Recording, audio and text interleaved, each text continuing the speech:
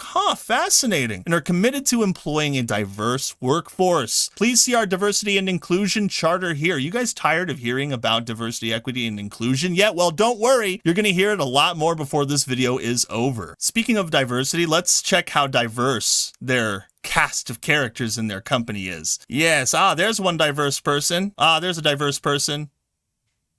There's a diverse person. Join us. Wow. But yes, these people are very clearly in favor of diversity, equity, and inclusion. But now that it's been established that Riot Communications and Splendid have worked together in the past, let's see if there are any other ways in which they are connected. It says right here that they are a blueprinted agency, meaning that they have been awarded the Blueprint Diversity Mark. Do you know who else has won the Blueprint Diversity Mark? That's right, Splendid. Unfortunately, if you click this link that they provide, it takes you to absolutely nothing. No results found. I had to actually go to the website itself to be able to see what it was all about. So it says the Blueprint for Parity. The Blueprint Diversity Mark helps organizations attract, retain, and nurture diverse talent. It helps talented Black, Asian, mixed race, and ethnic minority comms pros find employers committed to supporting them to achieve their career dreams. Organizations awarded Blueprint or Ally status sign up to a series of commitments aimed at removing inequality and barriers to progression. You don't buy the blueprint, you're awarded it. Only the committed need apply. So the people who are truly committed to diversity, equity, and inclusion are given this award. But here is how you get awarded the blueprint, which is what everybody wants. It says, first and foremost, the blueprint exists to support Black, Asian, mixed race, and ethnic minority PR and comms pros. We want to work with organizations equally appalled by the findings of the CIPR's Race and PR report and committed to creating meaningful change in a sector that is 92% white and has a clear race problem. Whoa, man, these people are messed up. They really are. They're just messed up in the head. Like, they're actually appalled, angered, upset at this. It takes a zero-tolerance approach to racism, harassment, bullying, intimidation, or microaggressions. For blueprinted agencies, that could mean the removal of the diversity mark, and for applicants, that could mean disqualification from the application process for up to 3 years. So they're super strict about this. How much attention are they actually paying? And do that many people even apply to get this award at all? I mean, they listed maybe 15, 10. Runacom's business genuinely committed to diversity and inclusion with a strong track record to prove it. Rooting for talented Black, Asian, mixed race, and ethnic minority PR and comms pros to get the careers they deserve, doing good and committed to being good, then apply for the blueprint. We'd love to work with you. Yeah. What this looks like to me, and this is not confirmed, but it seems like a watered-down version of an award system for ESG policies or following through with DEI objectives. And it says that it was created by Elizabeth Bonanuka in 2017. BME PR Pros exist to promote Black, Asian, and ethnic minority diversity in PR and comms. All right, so let's dig a little bit further into who Elizabeth is. Elizabeth Bonanuka, founder and CEO of BME PR Pros, Blueprinted. Elizabeth is a senior comms consultant and the founder of BME PR Pros. She has delivered diversity workshops for agencies, lobbied industry publications to diversify their judging panels, speakers, and commentators, and in 2019 organized the first BME PR Pros conference with nearly 30 speakers from Black, Asian, mixed race, and ethnic minority backgrounds. And in 2020, she launched the Blueprint Diversity Mark and the Pros Winter Series. Now there is an award system for diversity, equity, and inclusion for PR firms who are pushing this stuff. So those PR firms who hire interns to write reviews for Screen Rant articles on video games are being audited, curated, checked up on, and influenced by this award system that they so desperately want from what appears to be just a group of old ladies that push diversity, equity, and inclusion. They're all from the UK from the looks of things. Marcia Hazard is a highly skilled, dynamic human resources, EDI, workforce and organizational development professional with 35 years experience gained in the public and private sectors. She has a depth of consultancy expertise in working with organizations to develop high performance and inclusive cultures. She's an independent consultant and she works with these ladies for this award system. Louisa Joseph, the founder of BAME Boardroom, she focuses on developing inclusive leadership, helping to level the playing field to ensure sustainability of inclusive organizational cultures. She has specifically developed a Race at Work dialogue workshop based on David Boehm's work on dialogue. It's interesting, isn't it? Because we've heard about workshops before. When we were talking about the GDC, the Games Developers Conference, when they had a ton of workshops that were pushing DEI narratives about racial inequality in the workplace, pay gaps, gaming, racism, and whatnot. These are the types of people that are going to GDC to preach these types of things to normal everyday people. And these individuals who work at these organizations are giving awards to PR firms who are pushing DEI into various mediums such as fashion, movies, TV, entertainment, video games, whatever you want to think of. They're doing that. And those PR firms hire people like Samar Obedient, who obeys every order that they give her, and she goes into Screamer and she's like, hey, let me audit this video game a little bit for you. Let me work for your company. Or maybe they hired her because they needed somebody off the bat. Who knows why they hired her or why they're protecting her in the first place, but it certainly boggles the mind why she was there at all. Sarah Thornhurst, so she works with diversity and disabilities and whatnot. I think that helping disabled people get jobs and stuff is awesome, but when you're doing it to push woke ideology, it just does not sit well in your stomach. And I can't support that kind of movement fully if they're doing it for political reasons and not actually to help people. The problem with diversity, equity, and inclusion these days is that it props up certain demographics while tearing down others, and that's something that I'm not okay with, yet this is something that a lot of companies are pushing. And this is why I'm showing you all of these things. This is the connection. This is how deep the rabbit hole goes. And it probably goes even deeper than this. This award system, the PR consultancy firms, a plethora of them, pushing DEI in many different ways, led by people who are clearly against certain demographics, especially in the way that they describe those demographics. In the About Us section of that one lady, minority is about being an individual. It's like you have to sift through the darkness to find your place and be that individual you want to be your entire life. And that's from Billy Joe Armstrong. Yeah, the lead singer of Green Day, a white dude who once claimed to be anti-establishment. That turned out not to be true at all. So let's go on to the awarded organizations, the people who have actually been awarded from Blueprint. Blurred, Riot, Stronger Stories, Circle, Hope and Glory, CC Group, Harvard.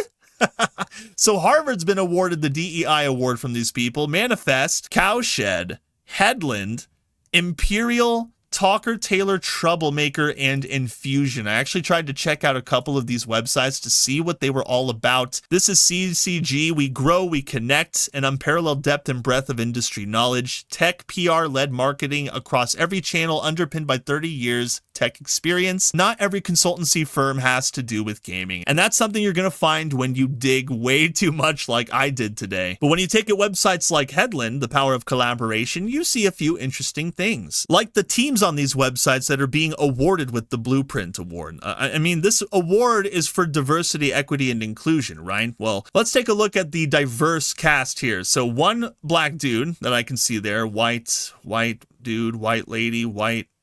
Oh, there's one, Rashika Field.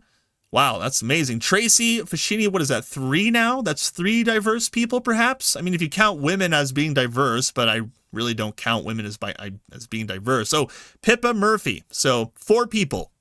4 people in this entire organization are diverse individuals, and these people were awarded the Blueprint. So these are the truly dedicated, supposedly, to the movement of diversity, equity, and inclusion, or EDI, because they have to reverse it. They can't let everyone think DEI all the time. They got to switch it up. Let's take a look at Hope and Glory. That was another website rewarded by Blueprint. Meet the team. One black dude there. All right, that's cool. Oh, one diverse individual there, maybe 2 or 3. Okay, all right, nice little handful.